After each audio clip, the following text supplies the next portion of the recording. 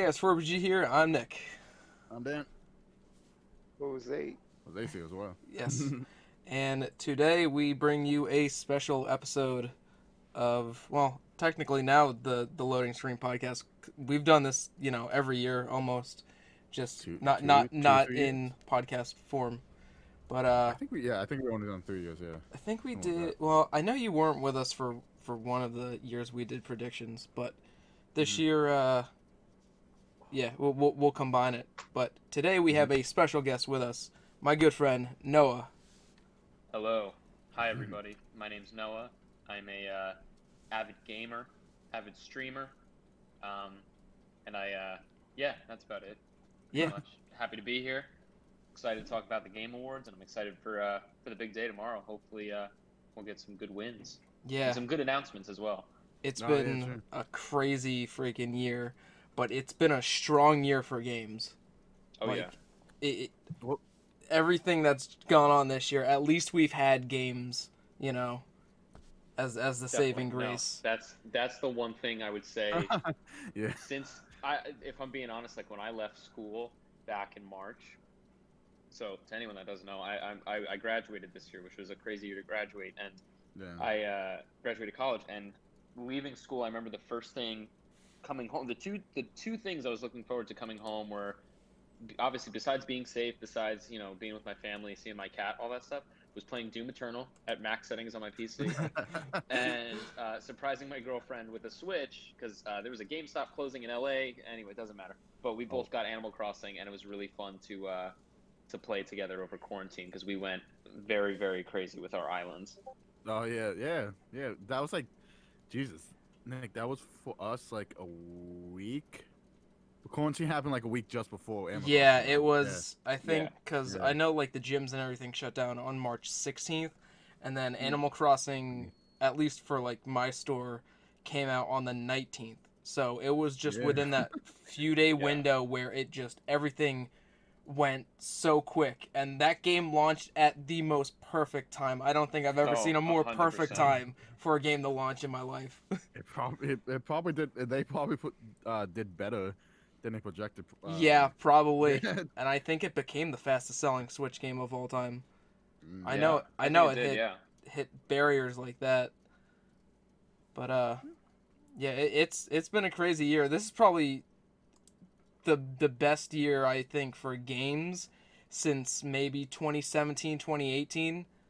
Yeah, because you got like the game Among Us that came out like a year or two. I think it was 2018, right, Noah? Yeah, 2018. I think so. Yeah. 2018, and it became like the biggest game on, if not Twitch, on like most like Steam boards. Yeah. The crazy thing was one of my viewers mentioned it to me back in like August before like the big streamers picked it up, and he's like, "Yo, you guys should check this game out. All my friends are playing it." And I didn't dismiss it out of like, "Oh, I don't care." I just didn't really know, and I'm like, "Oh, he's like, oh, check out Among Us, check out Among Us." And I'm like, I've never heard of it, so I didn't know like where to look, like whatever. And then like a week later, it was everywhere, and I was like, "Holy crap!" It was weird because it was like every week or like every few weeks there would be a new game blowing up. Oh yeah, no, 100%. What blew up first? Fallout, Fall Guys? I guess you could count Animal Crossing if we want to go that far back. Yeah. Because like Animal Crossing, then I would say Fall Guys, then Among Us, then Genshin. Oh my god! Needs to jump on Genshin. Yeah, I haven't even started it. I've seen those people who do like fucking. I've seen like that one guy who spent like $1,000 on like one character, got the character, and then regretted it entirely. Oh my god. Oh my god. But that game's only on like version like patch 1.1 or something like that. Like it's really. It's if not that, it's like completely like still really early. Yeah, it's really early in this because I think it was in beta or whatever, like an open closed beta or something of sorts, and then it came out like a month or two ago at this point, like maybe That's like crazy. a month and a half, and it's like Fortnite never leaving beta, Yeah, exactly. And then now it's like top. It's like one of the top Apple Store games, I think. Yeah. It was featured in like I think like the top games of the year or something like that. Yeah, that too. I think it's probably one of the categories too. I think it's one of like the mobile game categories. It's in a few of them, so we'll get into that. Noah, that it's up to you whether you want to talk about the esports nominations or not. We usually skip them every year. I don't know. I voted everything yesterday, so that's why I was prepping for swallowing, ready for this. But yeah, I mean, when we get to that, I'll see it because I know there's some teams I'm familiar with, but so there's some names recently. The way I'm gonna do this on the site, because like I have everything pre-made and I'm just gonna splice it in. On the bottom of the website is where we'll start, and then we'll make our way up to the game of the year. Oh, we're going bottom. That makes sense. Okay, yeah. So we could. Oh, so starting with esports. Yeah, so like we could either skip it or go to like best esports game or whatever. I mean, that's your call. I don't know the host. I don't know, and then the team. I know a few. I don't know them personally, but I know a few of the people on Dallas Empire just because it was Call of Duty. But that was it. Yeah, I don't know any of the teams. I know Golden Boy because he did a few wrestling things. But I don't really know. So we could probably just hop into best esports game. Yeah, I'm down. Yeah. Yeah, why not? So I'm not gonna go into the description really, but the nominees are Call of Duty Modern Warfare, Counter-Strike Global Offensive, CS:GO otherwise, Fortnite, League of Legends, and Valorant. And I know, Noah, you're a big Valorant guy. Oh yeah. Oh yeah, Valorant was the other game that like blew up this year. I remember when it was in beta, all I kept hearing was about this game, and I'm like, "What is this game?" It comes out, and then I'm hooked. Yeah, I kept on hearing a bit. Like I don't think I ever heard the name, but I kept on hearing like a Overwatch Counter-Strike game. I'm like, I don't know. I've never really enjoyed Counter-Strike too much. Overwatch, I'm pretty into, but I never heard Valorant before until like the last like few weeks of beta with some Twitch streamers streaming it. Yeah, and also like Riot Games making it, which is impressive because, I mean, it's a really, I mean, for me, I've always been a Call of Duty kid, so that was like the one shooter that I've always been. Honestly, I'm not trying to flex, but like I've always been good at it, and I've always been, I've always respected the control. As buggy as the game can be, I've always liked the controls. I always liked the flow of the game, all that stuff. And same with Overwatch. I was a crazy ass and played Overwatch on PS4 versus PC, but I loved it. So I was like, a game that had, and then also I played a little bit of Counter-Strike when I was younger and like TF2 and all that stuff. But I've always wanted like a game with like that stealthy tactical kind of shooter like CS:GO, and in a way kind of TF2 depending on the way the game mode. But then having those crazy abilities like Overwatch, and then when I finally learned what the game was and like all that stuff and the art style, I got attached to it pretty quickly, and it's a free game, which is great, but I ended up spending $70 on the first half. I don't know, my friend and I were playing, and he's like, dude, you gotta do it. I'm like, why? It's free. It's just skins. He's like, it's just all cosmetic. Yeah, and he's like, it'll keep you invested, and he was right. Yeah. With any like free game with cosmetics, it's just like not even that, just like any game that's free to play, like it obviously gives you like incentive to like pay for something, like makes you shoot better, makes you get better kill, like, no, I'm kidding. I feel like it's between Fortnite and Valorant. Yeah, honestly, because Fortnite's like the king of everything, and then Valorant's the up and comer. I would say like oh yeah, continue. No, go for it. Oh no, I was gonna say that I'm surprised Counter-Strike is still like 100% in this right now, just because like it's been like how many years Counter-Strike especially that one 9, right? Yeah, Global long Offensive time. Has been like a long ass time. 8 years, yeah. And I mean, and same thing with League. League has been around for a while too, so going up against like someone like Fortnite, which has like this like big like backing from it from like not even like not even a decade almost compared to most of these games. Well, I mean, Call of Duty's same thing. I mean, League's been around for 11, which is insane. Jeez. Yeah. I mean, Call of Duty, I would say, like Modern Warfare was kind of, I would say, what brought Call of Duty back onto the esports realm of things, which is really nice to see.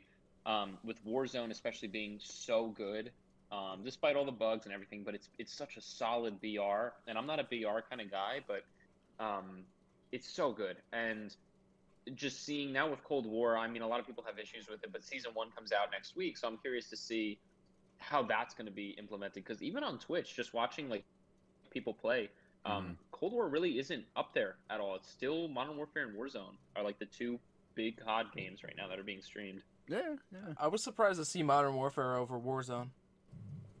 Yeah, I would agree. Yeah, I wonder if they're going to like kind of put it together, or if it's just going to be. I believe they're probably going to keep it separate, just because I don't really know. There's no real point of like keeping them together. True. Yeah, from what was it? Was it Modern Warfare, or was it the last one before that? No, it was this one that introduced Warfare. Yeah. I'll play it safe. Give it a Fortnite. If I'm playing it safe, I would say Fortnite. Yeah. My vote's Valorant, but I'm gonna say Fortnite. Okay. Yeah, I'll probably say the same thing, because like Fortnite, obviously, but like I kind of like Valorant. Yeah. And then there's esport event, which I mean, I didn't. Nothing really them, for. I mean, yeah. I mean, League goes out like every fucking year. Yeah. Every year. Overwatch League.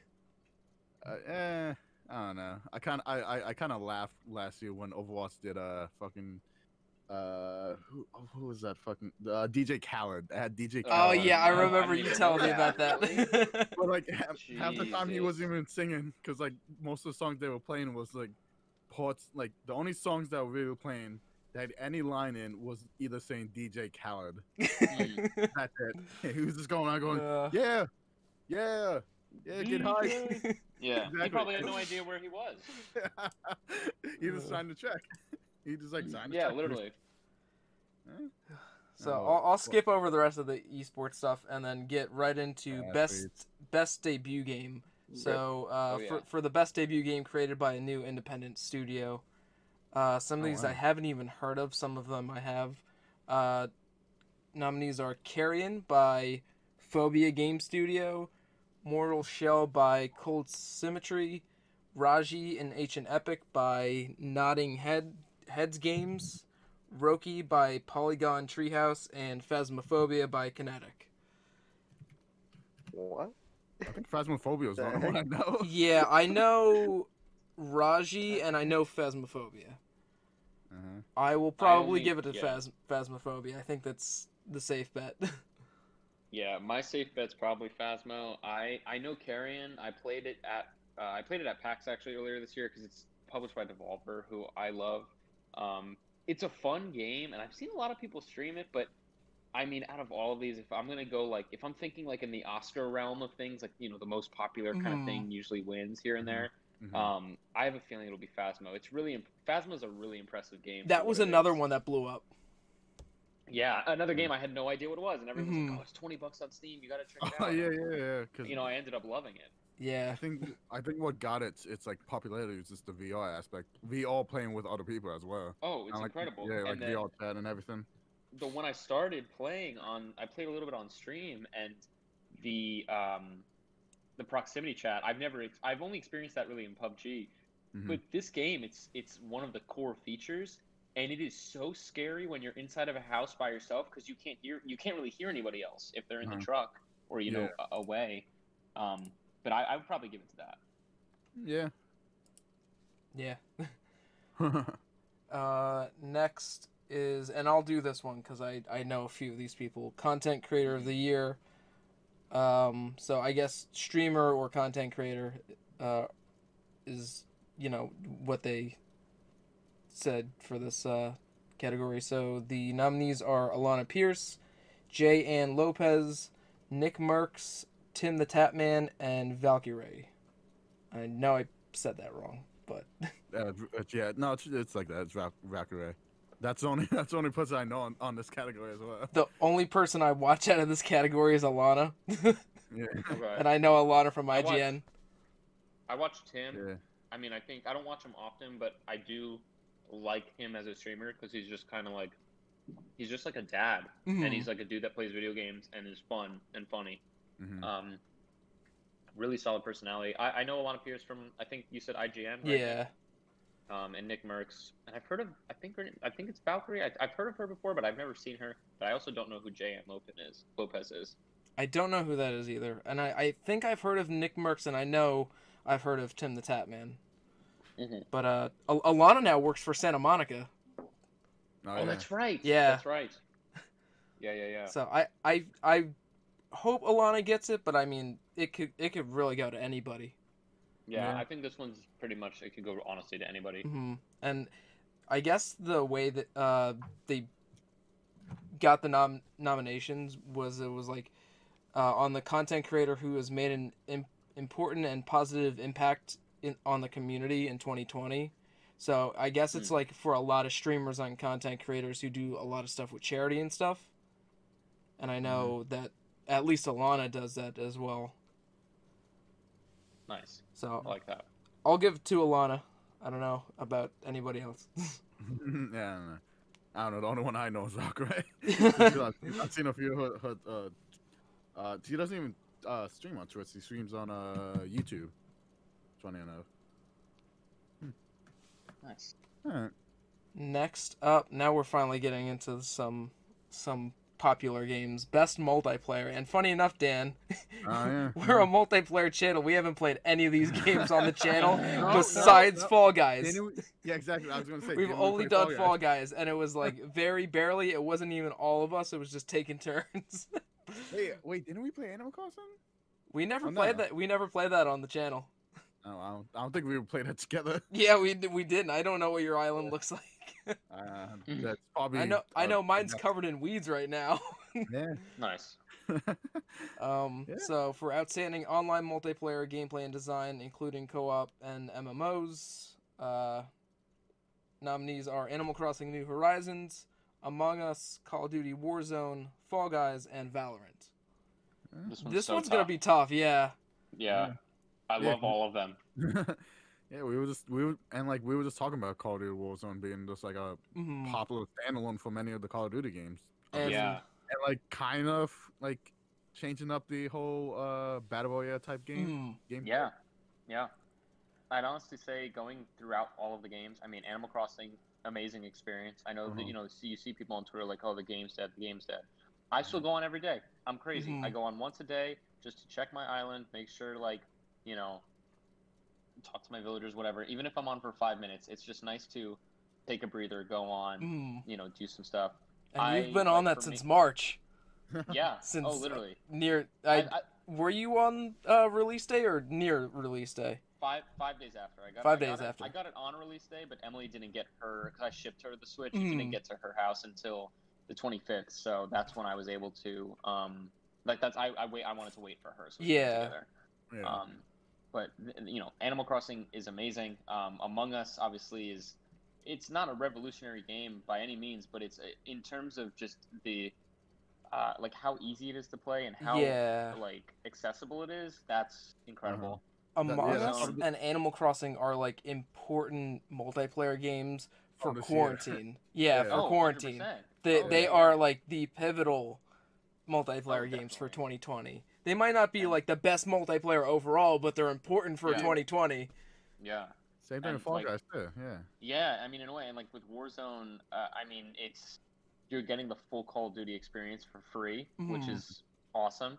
Fall Guys, I mean, I got to play that also at PAX in March, right? Like literally 2 weeks before everything shut down, and that was such a cool, new, fun, fresh game. I mean, if you've seen me on Twitch, I've only gotten 1 win out of 70 hours of playing.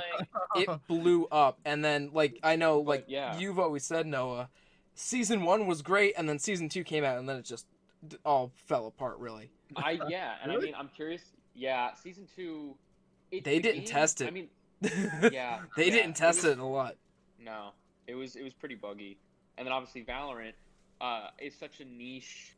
I mean, even when I stream it, but also just other people, it's such a niche game to watch because in reality, the gameplay is boring. Unless you hit a crazy shot, every game is so slow but that's just streaming it. But the game itself it's like if you want to carve an hour out of your day to get a solid game in, whether you win or lose, it's so much fun because it's super tactical. It's a lot on communication, but like knowing angles and all that stuff. But I mean, my vote goes to Valorant. But honestly, if any of these win, I'm happy. Yeah, definitely. I'm gonna give it to Animal Crossing, just because. And it's tough between that and Among Us. What one made like the bigger impact this year? Definitely. I feel like Animal Crossing did, so I'll give it to Animal Crossing.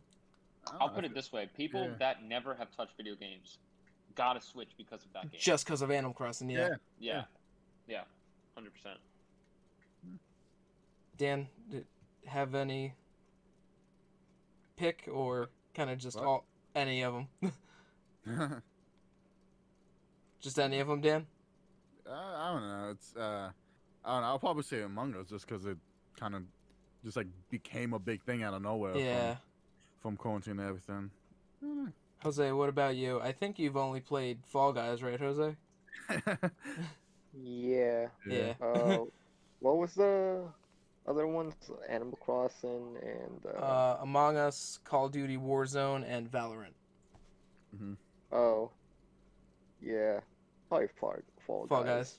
Yeah. Next is Bets, Jesus. Best Sports and Racing. Jesus. And this was weird, and I don't think one of these games deserves to be up here, to be honest with you. One game doesn't look yeah. So the two racing games are Dirt 5 and F1 2020. The two sports games, well, three, I guess. I don't really know what to consider the other one, but FIFA 21, NBA 2K21, and then Tony Hawk's Pro Skater 1 and 2. I mean, my vote is pretty obvious. It's NBA. No, I'm kidding. It's Tony Hawk. Yeah, I'm giving it to Tony Hawk. Remastered is incredible. It's like I never left my original PS2 or PS1 or N64. It's ridiculous how good it is. Vicarious is insane at doing remasters. They're just as good as Bluepoint with their remasters. Yeah, I agree. And the one that shouldn't be up here is FIFA 21. I heard that was a mess. Because on the eShop, at least for the Switch version, go on the eShop, on the description, it will say, the gameplay is the same as FIFA 20. No, it says it in the description on the eShop. They finally did that, and they said like, "Yo, it's the same game." Yeah, and they're charging $60 for it. And I think because I saw it at work, they say it on the case too. Oh no, crazy. So I think Tony Hawk has this one won. Yeah. I think it has it. Yeah, probably. I've never really done anything with any of those other games. Yeah, I played a little bit of Tony Hawk, and I never touched them as a kid. I went into the remakes completely blind, head first, and they're really fun, but they're really freaking hard. But they have the arcadey feel to it. It's like you're playing an arcade game. So, next up, best simulation / strategy. Some of these I've never heard. Some of them I have. Nominees are Crusader Kings 3 by Paradox, Desperados 3 by Mimimi Games, and THQ Nordic. Gears Tactics by Coalition, Splash Damage, and Xbox Game Studios, Microsoft Flight Simulator, and XCOM Chimera Squad. I've heard nothing but great things about Flight Simulator. I heard that's like the top of the line simulation game ever made. It's like 100 gigs, right? Like just the game. Yeah, I heard it's like size? Yeah, it's a huge ass game. I just need to get a second computer to play the game. Literally, yeah.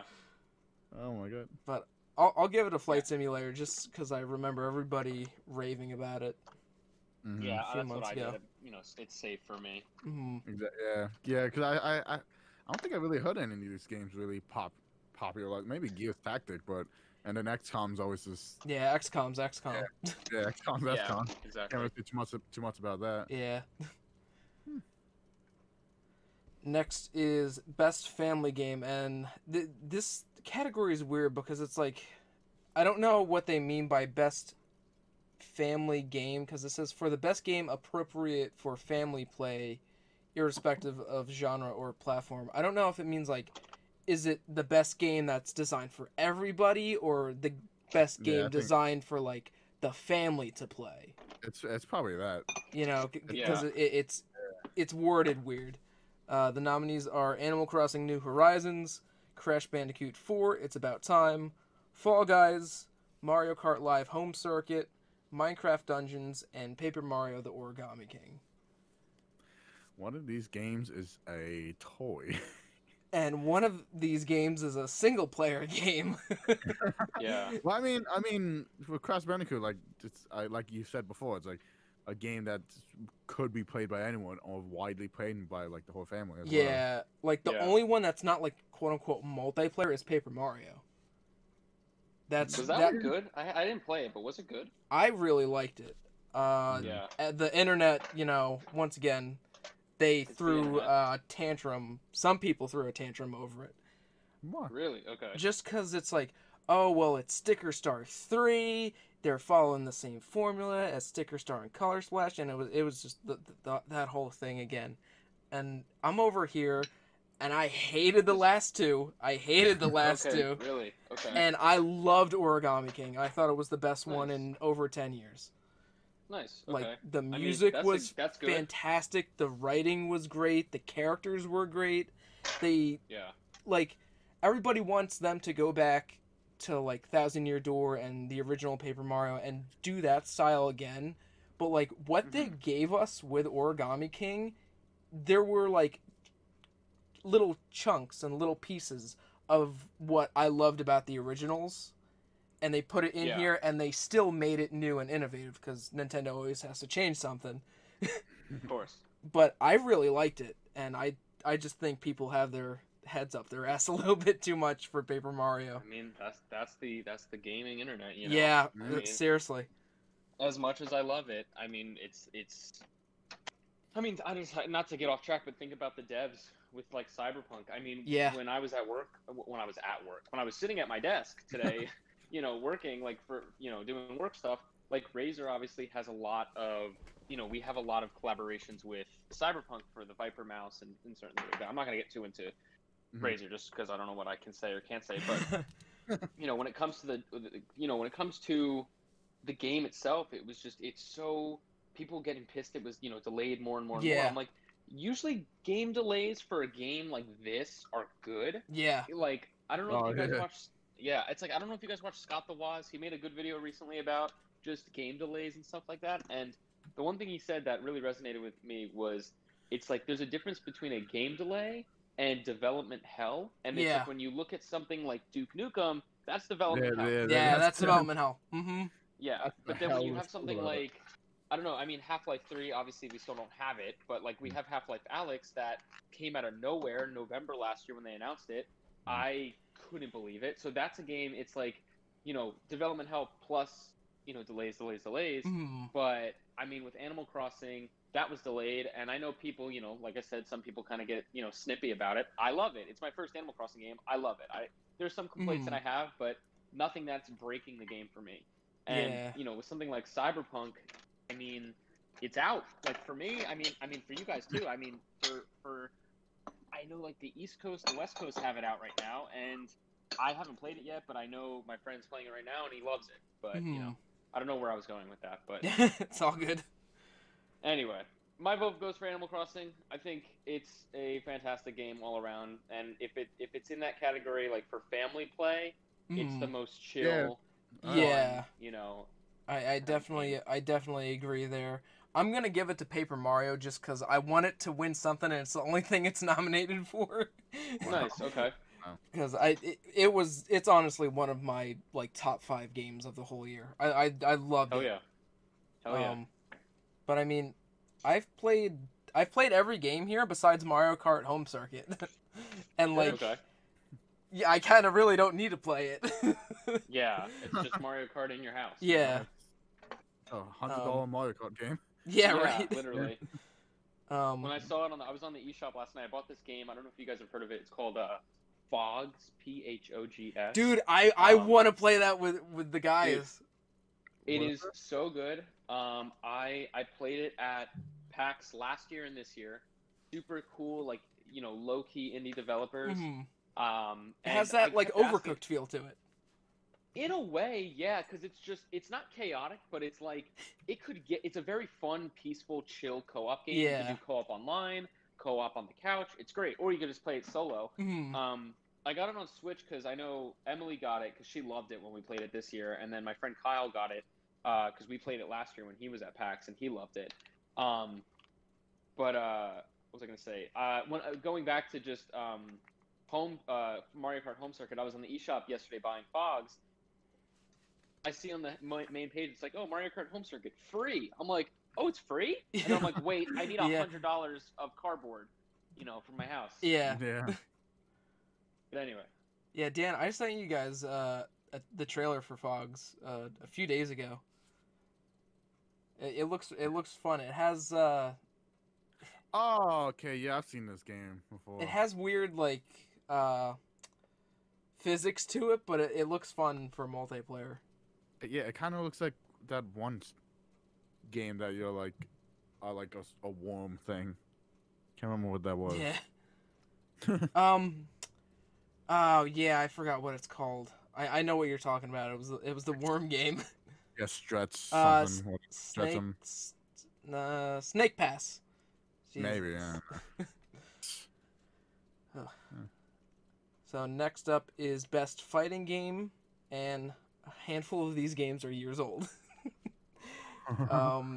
Grand Blue Fantasy versus Street Fighter's on Street Fighter 13's on there. Mortal Kombat 11 Ultimate, Street Fighter 5 Champion Edition.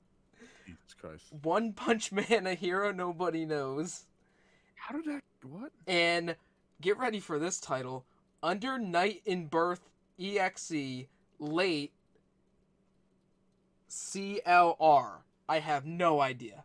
Is that part of the EXE series? I couldn't tell you. I have no earthly idea. If it is, then I kind of know that game, but I at least know some of the old games.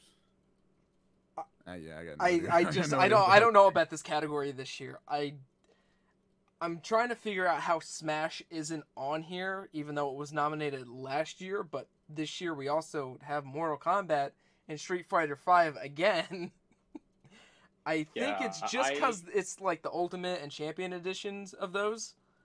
That's probably the only reason why. That's like the only reason why. It has to be. I voted One Punch Man just because me and Emily started watching the show. She introduced me to it, and I'm hooked. Like, I think it's so funny. It's so good. I haven't played any of these games. I played Mortal Kombat 10 or X, whatever you want to call it. I played Vanilla 11. I haven't touched any of the DLC. Yeah, same. I don't know. I got no clue. I don't know. I'll probably just say Mortal Kombat. Yeah, I'm probably gonna say Mortal Kombat. Jose? Yeah. Well, Yeah, exactly. Yeah. Might just give it to One Punch Man because I know somewhat about it. Mm-hmm. Hell yeah. I mean, I watched the show too, so. Hell yeah. When you guys are talking, by the way, I don't know if you guys edit the podcast, but I'm gonna mute myself when I'm washing dishes right now, but then I'll unmute myself when I have my answer. Yeah, that's fine. But I can still hear you guys. Yeah. This should be an easy edit for me. All I'm gonna do, at least for like the YouTube version, is like put our names on our picks. But I have everything made, so I just gotta throw it in and put every nameplate in. Yeah. Cool. Next up, and this one's gonna be big, at least for me and Jose, and I mean hell, even you two as well. Best role-playing game. Oh Jesus. Yeah. Nominees are Final Fantasy VII Remake by Square, Genshin Impact. I don't know how to say the developer. Mikoyo? There's no K in there. It's a font. I'm sorry. Yeah, it's like Mihoyo. Mihoi Minoi. 18. Oh, shit. Persona 5 Royal by Atlas, Wasteland 3 by Inxile and Deep Silver, and Yakuza Like a Dragon by Sega and Ryuga. Didn't Yakuza just come out like a less than like yeah, maybe it 2 came weeks ago? out the same day the series X did, which will be a month ago Yeah, tomorrow. Yeah. It's obvious for me at least. Persona 5, Persona 5 Royal hands down. I haven't tried Yakuza yet, but I heard it's fun and it's a cool transition from the beat 'em up style to JRPG. But I can't see, it winning just because it's like they're just getting their toes wet, in that category.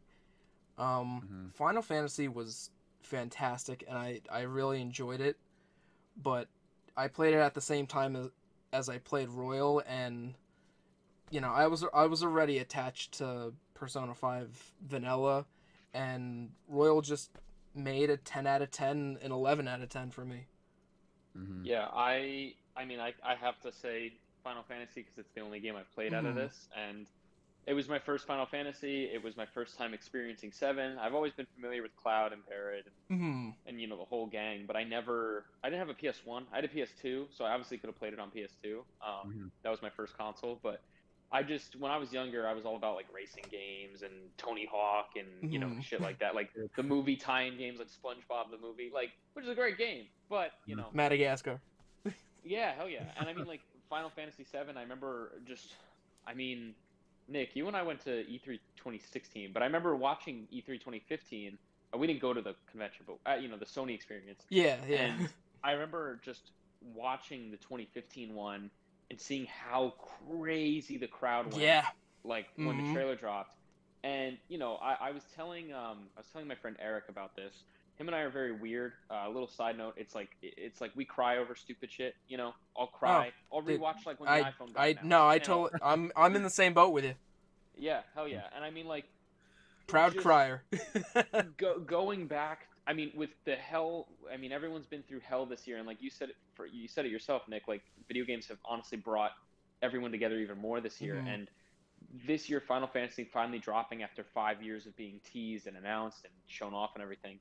Yeah. I don't know. Like my friend Derek grew up with 7. His favorite Final Fantasy is 10, but he grew up with 7, and he was just like, dude, when I watched the opening cutscene when Sony posted it on YouTube, he's like, I broke down completely. He's like, I couldn't believe what I was seeing, and like the impact of that game, I'm like, that's just, it's so cool. And after playing it, I'm like, I heard it's only like the first half, I guess, of the original game, and it's like the first third of the game. Yeah, something like that. Yeah, very small. Excited. Yeah. Oh my god, and I'm beyond excited to see, I don't know the full story. I'm excited to see what comes next. But I know every one of my friends that plays video games, like as much as I do, as much as you guys do, including you, Nick, is telling me Persona 5, and with the PS Plus collection, I have the base game for free, which is great. And that's what I'm going to experience. But I've heard nothing but good things about this game. I definitely, as I've told you before, I recommend doing the vanilla first. Yeah. Experience that to its full, glory, and then Royal is like,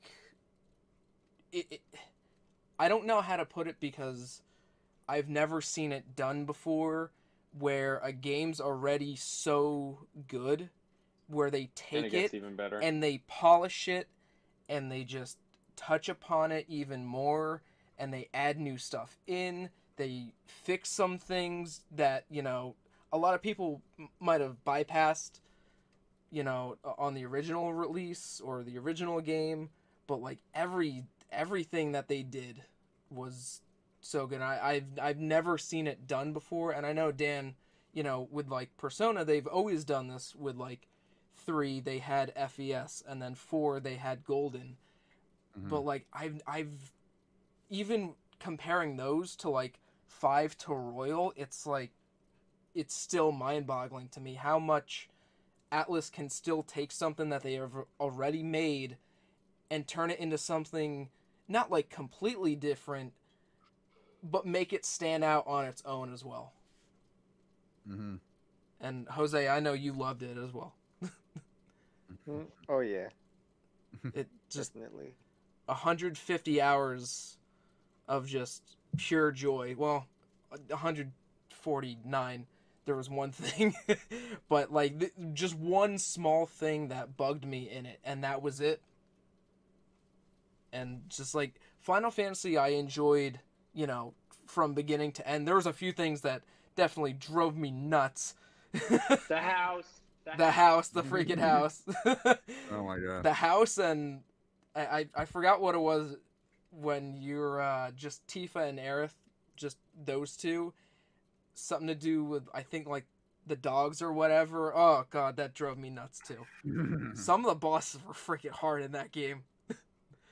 All I have in my head after like the few months of playing it is just dun dun dun dun dun dun dun dun dun. Yep. I'm like, get that out of my head. Yeah. That damn house, dude. Even on easy mode was still so freaking hard.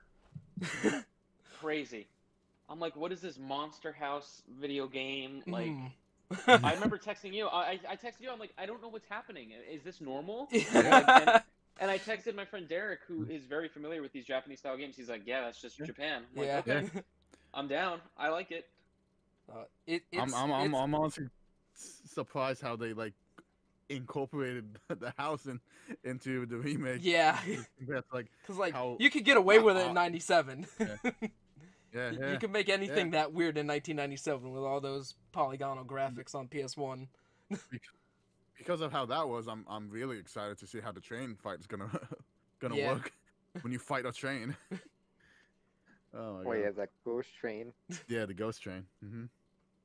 I'm giving it to Let's Persona. See if we can suplex a train. Yeah. I'm definitely gonna give it to Final Fantasy. I know Noah's on Final Fantasy. Jose, you with me? Royal. Yeah. But yes, Final Fantasy would be my second choice. Yeah, definitely. Like I said, I played them at the same time, and it's probably just because I had the connection, more to Persona, that my heart goes to that more. But even if I, played Royal for the first time, along with 7, I probably, would have still liked Royal more. And it's the only thing it's nominated for, so I really hope it wins it. Next up is Best Action Adventure Game. So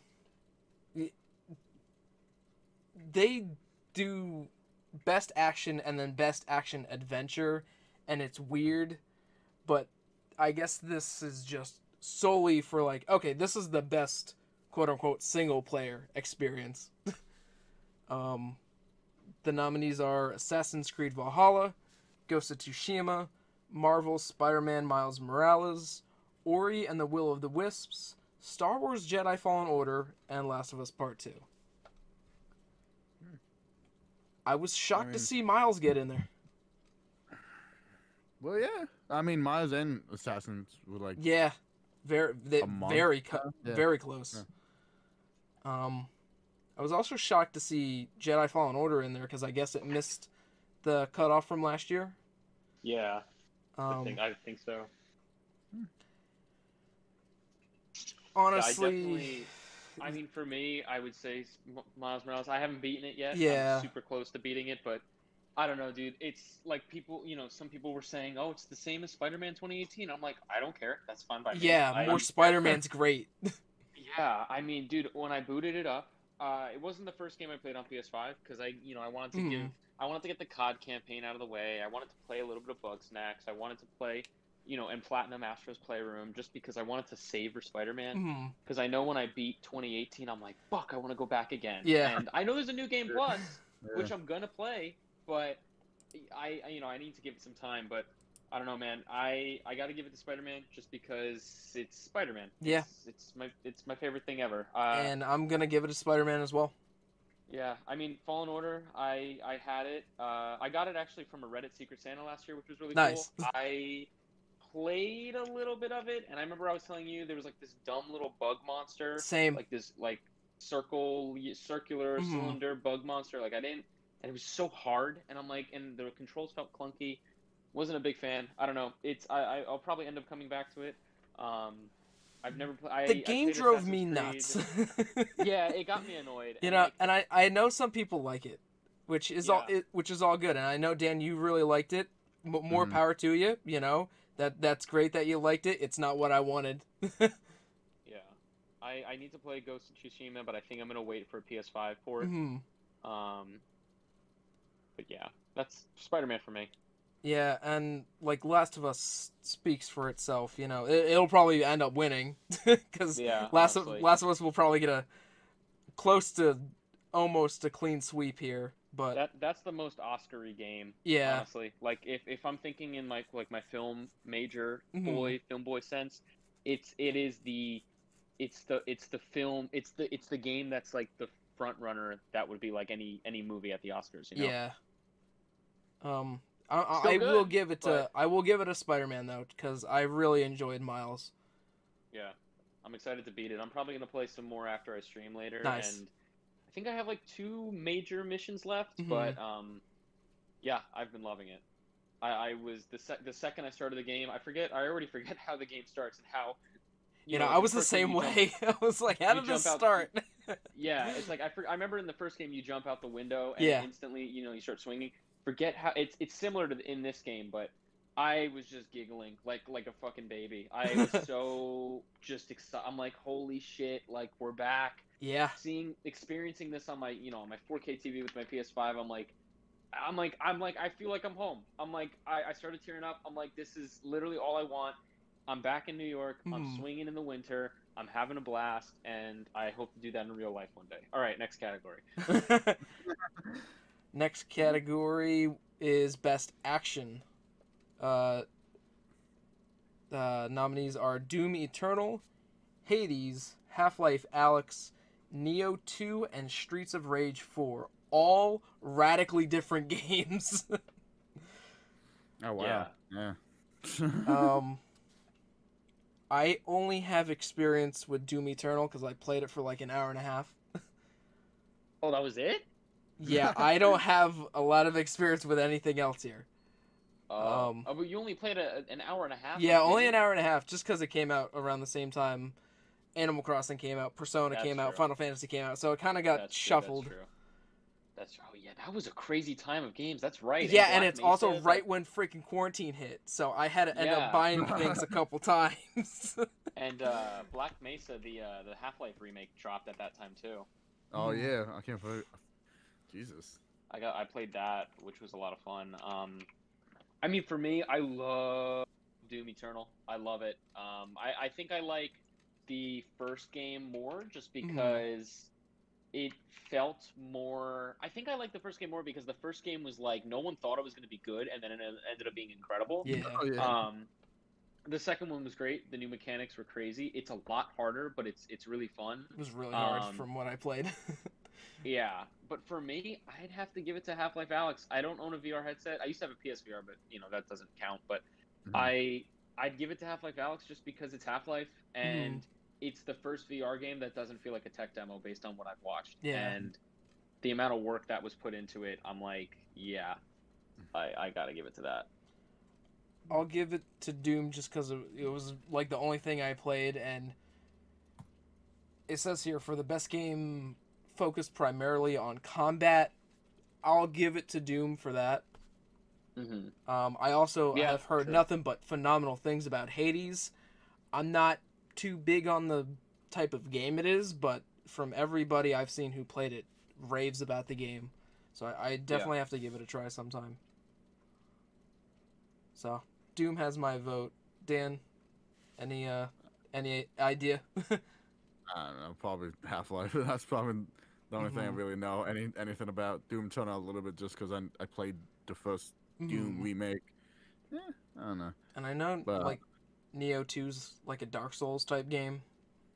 And then Streets of Rage 4 is cool, and I know that was like a big return to a big franchise. But yeah. Next up is, I think this is a new category they have, Innovation in Accessibility. If not new, they might have had it last year. And it's for recognizing software and or hardware that is pushing the medium forward by adding features, technology, and content to help games be played and enjoyed by an even wider audience.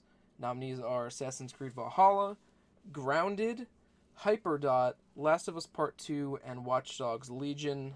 I only have experience with Last of Us, and I know that they went ham and they went insane with the accessibility features. Like, I saw videos of like blind people playing that game and just the screens just all like one color polygonal models, and they're able to experience it still. They went beyond, what I thought they could do for that. So I'll give it to Last of Us. I don't know, what the other games feature as far as accessibility goes. I gave it to Last of Us too, just because, like you said, there's so many things in that game for accessibility that that I always look through settings when I get new games. And Same. I was really impressed by a lot of it, I just know Grounded has big ass spiders, so that's a no from me.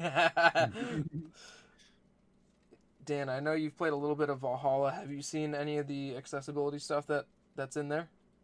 I'm not. I don't know. It's weird. I didn't really think about. Yeah. The accessibility. I mean, the accessibility they had in this game was a lot of like making it so that all parts of the game was like really like catered to however the player wants it. I know it's like they kind of added in the same thing with the last two games, that like you can either have it a regular game or have it so like you have to explore the world and kind of like take hints from people and like try to go around just looking like if you were just like a regular person in that game. Yeah. And then have the stuff like the combat, assassination, like stealth, like you can either like change the difficulty on like the stealth, or like if you want to be a harder fighting game but have a nice easy stealth type assassination game, then like you can do something like that. I don't know. I haven't really looked too much into that or the other games with the accessibility. I don't know. I'll probably just give it to Valhalla just for that. In that case. Next up is Best VR and AR. The nominees are Dreams, which isn't entirely a VR game, but it could be played in VR. Half-Life Alyx, Marvel's Iron Man VR, Star Wars Squadrons, and The Walking Dead Saints and Sinners. From, everything that you've said, Noah, about it, and everything that I've heard, I feel like Half-Life will definitely get it here. Yeah, I think so too. But I also heard Squadrons is phenomenal in VR. Oh yeah, I haven't yet to play Squadrons in VR. I played it a little bit, yeah. And the same thing with Iron Man. I heard a lot of people, it's like a fun game, but it kind of gets a little bit repetitive after a little bit. Yeah. It's just kind of the same 5 enemies and like the same attacks you do. When Iron Man came out, I was a little salty with it because I was like, okay, cool, this is going to be like a prequel to Iron Man in the Avengers. And nope, it's a different Iron Man. Yeah, it's a different Iron Man. And I'm like, are you kidding me? Yeah. And same thing with like Avengers. When Avengers came out, it's like, okay, cool, this is going to be tied to Spider-Man. Nope. Nope. Yeah, I never got Avengers. I do not want to touch that game. I've heard nothing but bad things about it, and I don't know. I'm not a negative guy. It's an okay game. It's just okay. It's an okay game, but it's not anything great. Yeah, like I look at my collector's edition and I'm like, I shouldn't have. But at least it comes with cool stuff. And I'm fans of for sure the Avengers in whole, so I'm like, okay, it's cool to have. Yeah, exactly. But I'll give it to Star Wars Squadrons, but it'll probably end up going to Half-Life. Yeah. Half-Life, Walking Dead maybe. I don't know. I kind of Walking Dead was like a real like strange. It's kind of the same thing how Half-Life was. Or Half-Life kind of grew upon that. Yeah. It's like if it didn't feel like just like a demo, or like just like, oh, here, just go fight these these zombies or whatever. It was like, it was actually pretty fun just going around and just like being in the wood and like just like you just grab a zombie's head and just fucking shiv it or shoot it or whatever. I'm interested to see how this is gonna play out. Next up is Best Community Support, and these are mostly multiplayer games, just for community support, transparency, responsiveness, inclusive of social media activity, and games updates and patches. Nominees are Apex Legends, Destiny 2, Fall Guys, Fortnite, No Man's Sky, and Valorant. No Man's Sky. I mean, I don't know. I haven't played No Man's Sky to see how that game. Give it to No Man's Sky because I heard that they were able to they did to pick that game out of the grave. Yeah, I've heard the same thing. I mean, I'm giving it to Fall Guys just based on how good their Twitter is and how responsive they are, especially with all the cheaters in the beginning. It took them time to I do remember that. Kind of it took them time to kind of fix it all, but when they did, there's nobody hacking. It's very rare now. Yeah. But anyway. Yeah, either Fall Guys or No Man's Sky to me. Yeah. Next up, best mobile game. This was probably obvious. Nominees are Among Us, Call of Duty Mobile, Genshin Impact, Legends of Runeterra, and Pokemon Cafe Mix. Cafe Mix? How did it get in there? I have no idea how Cafe Mix got in here. I have no clue how that got in there. I never touched it. Wow. I think it's obvious that Among Us has this one almost a clean sweep. Pokemon. Because it's like it's a free game on iPhone. Damn. I guess the others are too, but I think Among Us probably hit the top of the App Store charts. Yeah, same thing with freaking Genshin. Yeah. So I'm not sure how that's going to really play out this year for that. Yeah, I'll give it to Among Us, though. I think that's safe. Yeah, I mean, I'm gonna give it to COD Mobile. Really? Just because. Yeah, I mean, Among Us is great. Don't get me wrong. It's beyond amazing what that little dev team could do. But I mean, well, it's tough because COD Mobile is such a big corporation type, microtransaction kind of game. But when I played it a little bit, I played it a lot last year when it first came out, and I was beyond impressed with how good it runs on a phone. So technically in the sense of technical stuff, it is phenomenal for a mobile game. It really doesn't feel like one. But I mean, I'll give it to. I would love to see COD win, but if I'm really gonna root for somebody, it's got to be Among Us. It's the dev team is 2 people or something stupid like that. Jeez. And it was something ridiculously small, and to see how big it's gotten and how simple and chill and basic the game is, it's great. Next up is best indie game.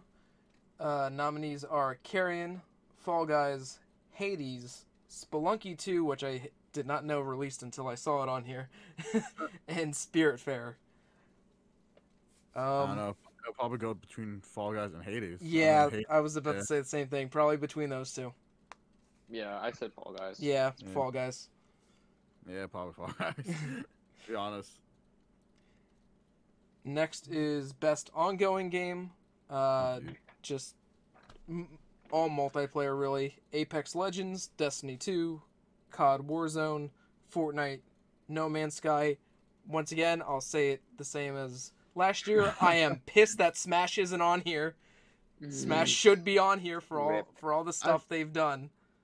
I mean, you can't really consider it ongoing just because they release a DLC, not even DLC fighter. Yeah. Every few months. Yeah.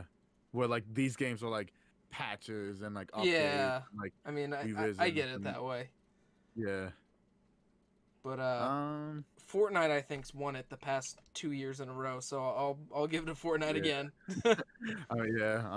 Call of Duty. I don't know. I would say it's either between Call of Duty or Fortnite. I don't know. I kind of give it to Call of Duty. Yeah, I said Apex. I don't play Apex as much as I used to. I played it. I mean, I don't play it at all actually now, but I played it a lot last year when it first dropped. And I mean, Respawn is such a good team. I mean, Titanfall is such a good game, and the fact that they kind of took Titanfall mechanics and made it a BR is great. I honestly, I mean, any of these, I'd be fine with. I know I bought and returned No Man's Sky when it first came out. Destiny, I played Destiny 1 on the Xbox One, never really got into it. Destiny 2 I've heard is nothing but great. Warzone is Warzone, Fortnite's Fortnite, but I don't know. I think Apex is just because it's kind of, in a way, like Fortnite. It's such a different BR. Yeah. But anyway. And wow, yeah, 3 of the 5 or Battle Royale games. Yeah. Next up is Games for Impact for a thought-provoking game with a pro-social meaning or message. Nominees are If Found, Kentucky Route Zero TV Edition, Spiritfarer, Tell Me Why, and Through the Darkest of Times. The only one on here besides Tell Me Why that I've heard of is Spiritfarer. I'll give it to that. I don't really know any of these. Noah, have you? What are the games again? I've never played any of them. Yeah. I said Spiritfarer just because it looks pretty. Yeah, that I'm going with that too because I know a streamer I watched streamed a little bit of it and it looked cool. I gotta say like Darkest of Time just because it looks weird. I don't know. I've never heard of any of these games. Yeah. Next is Best Performance for an individual for voiceover, acting, motion, and or performance capture. Nominees are Ashley Johnson as Ellie, Last of Us, Laura Bailey as Abby in Last of Us. I'm going to butcher this name, and I tried to say it before. Daisuke Tsuji as Jin Sakai, Ghost of Tsushima. No, I think it's Daisuke. Yeah, okay, that sounds right. Logan Cunningham as Hades, and Najee Jeter as Miles Morales. No, the only person I know is Laura Bailey. Literally the only person on this. Najee's great, and you know Miles is a great character, and I really love his Miles. Yeah. But this to me has Ashley Johnson written all over it, and I love Ashley and her as Ellie. You know, you couldn't have a better actor connected to that character. Yeah, I mean, I would say, I mean, I voted Miles. I'm biased, obviously, but I know people shit on The Last of Us too. They're like, oh, you know. If Cal was here, he would be shitting on it. Like, I liked it. I had fun with it. I don't know. I think the story is fine. It's nothing crazy. I mean, you got all the memes and shit like that. But I agree with you guys. I mean, Ellie's character is it's incredible. Her character is amazing. I mean, that's all I have to say. I would love to see her win. I think she's great. Yeah, and like I'll get into Last of Us in a little bit, but like it's been almost 6 months now. Looking back on it, what? you know, it's been that long? Yeah, it was June. Oh my god. Like looking back on it, you know, it wasn't everything, you know, that I thought it would be. Mm-hmm. But, you know, I still really enjoyed it. You know, I still really liked the story. The one thing, you know, and I'll come back to it, the pacing was a little weird. It was. Yeah, replaying that game in a few years is going to be a little tough. Yeah. But besides that, I really like the writing. You know, I could tell, and I'll get into that it wasn't all Neil who had some say into it, because I know Neil wouldn't have done a couple things. But I'm gonna give it to Ashley, and if Ashley doesn't win it, then Laura. You know, because they're both great, and they played off of each other so well. Next, best audio design for like in-game audio and sound design.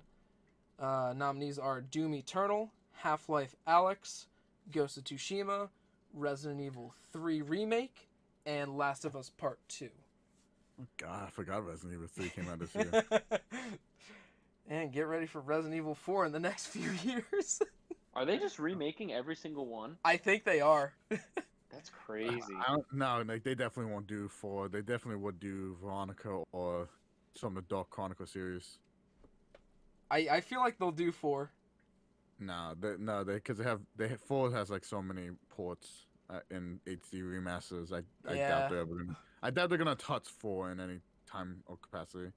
They might port it to they might port it to 5, and that's it. Again. They probably don't. It's gonna be one of the most ported games of all time. I'm gonna give it The Last of Us just because you have to have some really talented people to do those clicker noises. Yeah. And everything between, the footsteps in the mud, the grass, the snow, everything. I couldn't imagine being in sound design for Naughty Dog. I mean, that's all Foley work. Mm. Yeah. Yeah. Oh, I know. And I mean, Doom could be the same way because of all the guts and gore. They just have to buy like a warehouse full of meat and just go to town on all that. Yeah, just stomping on it. I said Half-Life just because it's Half-Life, but honestly, any of these I'd be fine with. I haven't played Ghost or Resident Evil, but I know they're great. I'd be fine with any of them, to be honest. Seriously, I feel that. Next up is Best Score and Music, and this is usually a big category for me, but 2 of my games got gypped this year. Nominees are Doom Eternal, Final Fantasy VII Remake, Hades, Ori and the Will of the Wisps, and The Last of Us Part 2. All, from what I've heard from all the games, they all have good soundtracks. I'm leaning more towards Final Fantasy. Yeah, I'm between Final Fantasy and Doom Eternal. I know Bethesda completely fucked over Mick Gordon. Really? Yeah, there was a whole thing. Oh shit, I didn't know that. Yeah, I didn't either until I was reading some stuff on Reddit. I don't know the full story. I just know that I don't know if it was Bethesda or when the soundtrack was released separately from the game, supposedly they didn't what's the right word? I don't think they compressed it correctly, or they didn't release it correctly, so it sounds like shit, supposedly. Oh wow. But Mick Gordon's unreal. Yeah. So I don't know. I love how insane those soundtracks are, but obviously Final Fantasy is great and extremely memorable. I don't really care for The Last of Us, just hearing ding, ding, ding, guitar. I loved Last of Us 1's soundtrack. Oh, really? And I mean, the first one's good. The first one's soundtrack is phenomenal, one of my favorite soundtracks. And there's so many different, themes and motifs and stuff like that in the first game and Left Behind. And I was so excited for the music of Part 2, and then it wasn't there. And I love Gustavo, and he's a genius. Yeah. And there were some good songs, but it wasn't as constant as it was in the first game as far as good music tracks. You could play a song from Last of Us Part 1 and I could connect it with a scene like that. For sure. They didn't have that really with 2, and I feel like it was kind of a weak point for it in a sense. For sure. I'll say it now, Persona and Paper Mario got gypped out of this category. Dude, the Persona 5 music on the PS5 when you pull over to the game and it's like, boop, boop, boop, boop. I'm like, this is fucking sick. Dude, wait until you play it. You're gonna want the soundtrack, and I'll send it to you. I can't wait.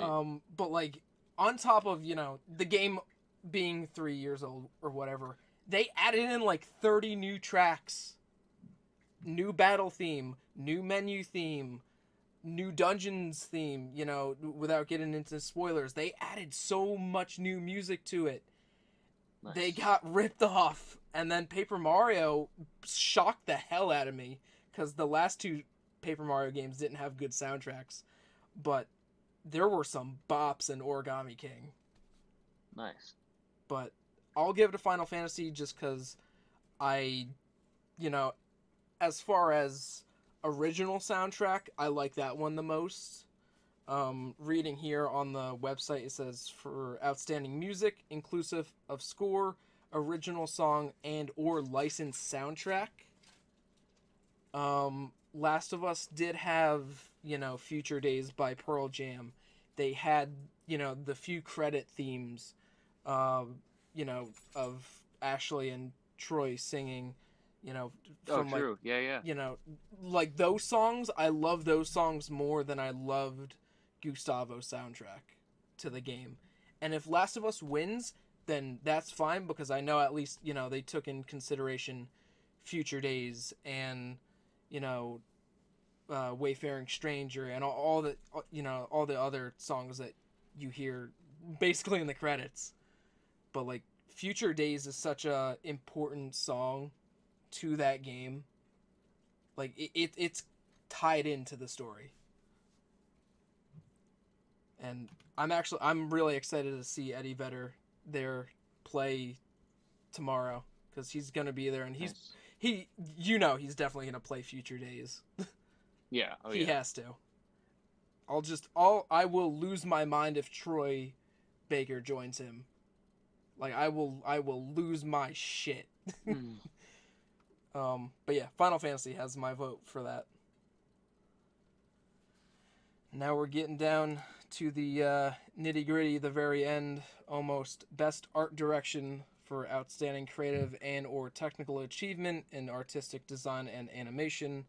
Nominees are Final Fantasy VII Remake, Ghost of Tsushima, Hades, Ori and the Will of the Wisps, and The Last of Us Part 2. This is a hard category. Yeah, I said Ghost just because I haven't played it, but based on what I've seen, it looks like on a PS4 it's a beautiful Pro. Game. Yeah. It's probably the most like visually appealing game I've ever played, even if I haven't finished it yet at all. Yeah.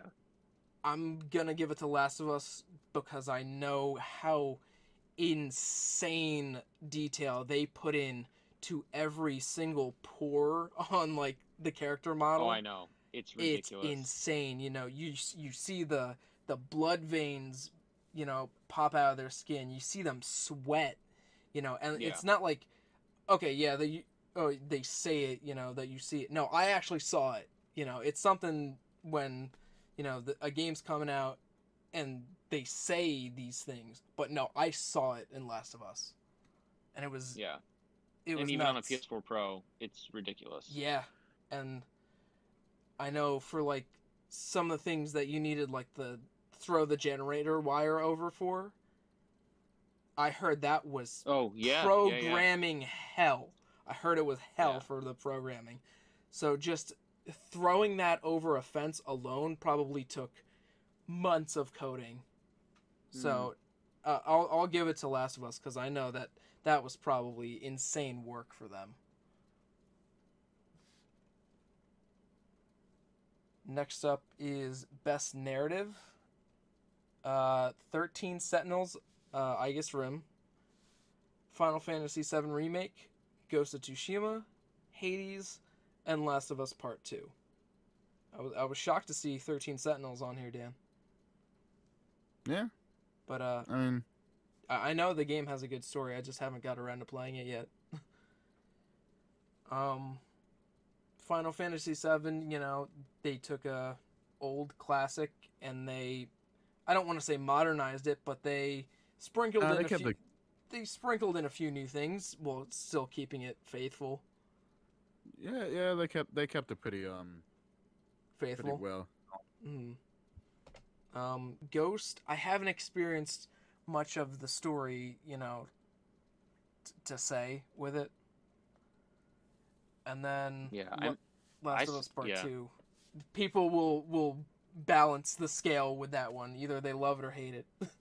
Yeah, I mean, I said Last of Us Part 2 just because it's out of all of these. Besides Final Fantasy, it's all I've played. Yeah. I think the narrative in Final Fantasy is great. It's obviously very weird because it's Final Fantasy, but I don't know. To be honest, nothing really stands out for as much as I love Final Fantasy and I enjoy The Last of Us. Nothing really is like I want it to be like that one, Yeah. Nothing. Yeah, I don't know. I'm kind of impartial on all of these, but I gave it to The Last of Us because I have a feeling it's gonna win. That one's gonna just cause a riot. I know. Yeah. Next is Best Game Direction for Outstanding Creative Vision and Innovation in Game Direction and Design. Nominees are Final Fantasy VII Remake, Ghost of Tsushima, Hades, Half-Life Alyx, and Last of Us Part 2. Another hard one. Yeah, it is hard. I gave it to I said Ghost. Half-Life Alyx.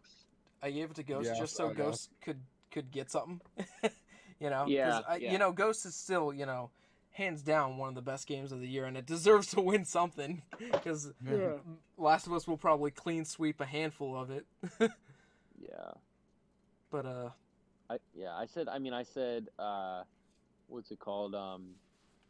Half-Life Alyx, just because like in the description it says like innovation in game direction and design, and like I said, like I don't know, man, it's crazy to see what they did for a VR game that does not feel like a VR game. Yeah, it's probably like one of the best VR games out there at the moment. Yeah. And I know for like Ghost of Tsushima, they kind of went like the Breath of the Wild approach, where it's with the open world, and they took aspects of all kinds of different open world games like Assassin's Creed, Breath of the Wild, a ton of it, and just mashed it into one. And like even because Sucker Punch, and I know people told me I'm crazy for drawing the comparisons between Ghost of Tsushima and Sly, but I saw that from the first few games. Well, going back to how I'm used to Sucker Punch designing their mechanics for some of the things, that they went back and grabbed a little bit of it, modernized it, and threw it into Ghost. For sure. So I'll give it a Ghost. Yeah, same. And then the big boy. Finally, last one, Game of the Year. Recognizing a game that delivers the absolute best experience across all creative and technical fields. Nominees are Doom Eternal, Final Fantasy VII Remake, Ghost of Tsushima, Hades, Animal Crossing New Horizons, and The Last of Us Part 2. Crazy list this year. Yeah, I mean, this one... Absolutely nuts. There's so... I mean, I'd be happy with any of them. I don't know Hades, but... Yeah, same. Hades is the only one I don't know. I mean, I honestly, any of these I'd be happy with, but I feel... when I look at the description that says best experience, I'm like... It's like Doom Eternal, I had a blast. Final Fantasy, a blast. Last of Us, I had a blast. Animal Crossing, I've had a ton of fun. I've heard nothing but good things about Ghost of Tsushima, so it's one of those categories where I'm like, fuck, like I don't know. I voted for Final Fantasy just because for a remake, like taking the original game and now, taking the original game and just what they did with the remake, I'm like, what the fuck? That's crazy. Yeah. But I have a feeling it's gonna go to The Last of Us. It'll probably go to Last of Us. I won't be pissed. Don't get me wrong. Yeah, neither will I. Yeah, I'm not gonna be upset, but I have a feeling it'll go to that. Yeah. It's the safe choice. Yeah, definitely, hands down. I enjoyed the time I had with Animal Crossing, but just like with the other Animal Crossings, I got fatigued with it. So I put it down for a little bit. Doom, from what I played, was really, fun and intense. Final Fantasy, great experience. Although I did have a better time with Persona, and I would like to see that included here just because I've never seen a developer take an already, super great game and change it around and do what they did with it. And like Hades, I've heard from everybody, and I know Twitter has blown up about Hades a few times. Last of Us has my vote, but it could go to anything. Animal Crossing could come in and sweep that thing right up. That would be crazy. It'd be nuts. But yeah, that's that for all the categories. There is one more that they don't have on their website that I have to pull up here. It's the most anticipated game. What is up for that is Elden Ring from Software, Halo Infinite from 343, Horizon Forbidden West, the God of War sequel. They didn't even say it's a sequel, so I don't know if it's a sequel. I don't know if it's going to be a Miles Morales type game. Mm-hmm. I don't know.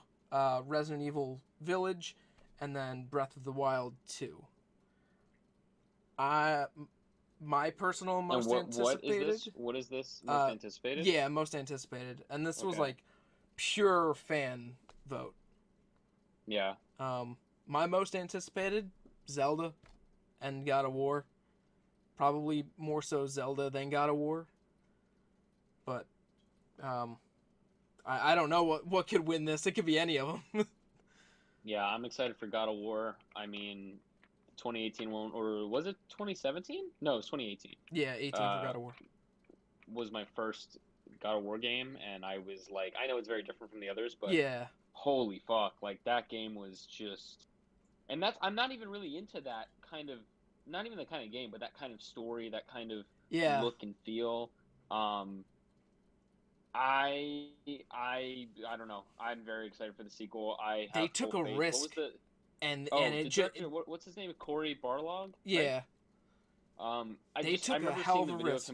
And I remember seeing the video of him crying, like when the reviews came out, and I'm like, that's fucking sick. I'm like, to see, like, that's like the biggest payoff. Cory's great. Like that. Yeah. That was big. So I'm very excited for Ragnarok or whatever, you know, whatever they're gonna call it. Mm-hmm. I hope it's a true sequel. I hope it's not like a Miles thing. I hope it's a true sequel. I still haven't played Breath of the Wild. I know I'm crazy, but I after watching the people at Nintendo World go fucking bananas, when they announced it, it's like stuff like that. It's like I completely appreciate it, and I'm super psyched to see. You know, I still don't know how I didn't have a heart attack that day. Because it was like, okay, Banjo and Smash, boom. Zelda Breath of the Wild sequel, boom. Oh, that's one right after another. I don't know how I didn't have a heart attack. Yeah, dude, I can't wait. All I'll say is, I cannot wait to I can't wait to see what's it called? Oh my god, what am I saying? I cannot wait to see live events again, and just people going crazy, like together. Like you and me were saying it, Nick, with Spider-Man 3, whatever they're gonna call it, whatever happens in this movie, I will be there day one. Same. I cannot. I mean, people are nervous. It might be shit. I completely, like, people were nervous about it. Might be another Spider-Man 3 scenario where I know. It might be two stuff. Like, I completely understand, but like, this is like a dream come true, and like for you people and I were who grew up, night, you know. Yeah, grew up with we texted last night. If Toby's entrance is just the Elfman theme, I'm gonna go bananas. Oh, like I'm gonna go. Everybody. I don't know, dude. I don't know what I would do. Fuck. It's so good. I texted my friend Eric doesn't use Twitter. Like he has a Twitter account. He runs his YouTube channel on it and everything like that. But he doesn't really like. He doesn't have the app on his phone just because he doesn't like social media that much. So he didn't see the paparazzi pictures, but I sent it to him, and he's like, "Yo!" I'm like, "Yeah." He looked angry. Toby looked angry. Oh yeah. And I was like, "This is the face of somebody who's getting $40 million for probably 20 minutes." Yeah, literally. Hey, fine. If he makes, I mean, if he's excited to come back, and like if they get Kristen Dunst and everything like that, jeez. Yeah, I was looking on the Wikipedia page for it. Like Kirsten, Andrew, and Alfred are signed. I'm almost 100% sure that they're signed because they're on the Wikipedia page as cast. That's fucking crazy. Yeah, that's it's like the only person who's not there is Toby. You know? Yeah. I don't know, dude. I'm so fucking pumped for this shit. Do you have any other small predictions on world premieres or anything? Oh, that's right. Because I have a handful of things, and I know you got to get going soon. But yeah, I just booted up my stream to do its just starting soon thing, whatever. We'll hit a few of the world premiere predictions, then we'll get out of here because I do got to edit this. No, you're good. I think if I can think of anything, I don't know, dude. I don't know. I mean, it's virtual this year. I know that doesn't mean anything, but like, I'm really curious to see what they do. I remember when Joker got announced for Smash. Like nobody expected dude, that. And talk like about that, chills. something I want something like that. I want something. I don't think they're gonna announce a Smash announcement just because Steve is so recent. Yeah. If anything, they might tease something. But like if we get, I don't know, man. I mean, I was reading an article and like, who knows what what the article. Everybody's like, oh, I can't wait for Jonesy to be in Smash. Jonesy's gonna get revealed. Yeah. I'm like, no, please, no. Yeah, I feel like Fortnite guy. I feel I feel like I don't know. I'm curious to see what's the big announcement? What's it gonna be? Like, what the hell are they gonna? What they're gonna do? I don't know. And I know Nintendo's gonna pull something out because it's always 100%. It's always like, what's Nintendo gonna do at the Game Awards this year? Exactly. And they like, do it every year. And Reggie's there. I mean, Reggie's not a part of the company anymore, but Reggie's gonna be there, and he's there. He's a great speaker, and when that man opens his mouth, you listen to him.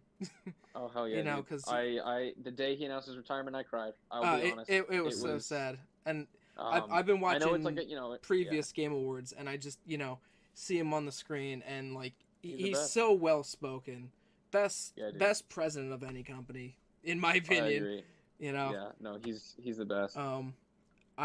We'll see though. I'm pumped. I mean, I would love to see Breath of the Wild 2. That's right. I don't know. That one's Metroid Prime 4 now. Yeah, like a real reveal or something like that. Who knows? Something dude. This year's. Yeah. Just going through like the small notes I have. New Among Us map will be shown. That'll be cool. Oh, Fall Guys 3. Holy shit, 14 people are in my stream already? Oh, wow. I know Tom Holland's going to be there, and, they have the we'll image. We'll definitely get an Uncharted trailer. Yeah, I'm 100% saying Uncharted teaser or trailer for the movie. Yeah, it has to be tomorrow. Definitely. Maybe something for the Mass Effect trilogy. Maybe something for Final Fantasy 16. Who knows? That's true. Yeah.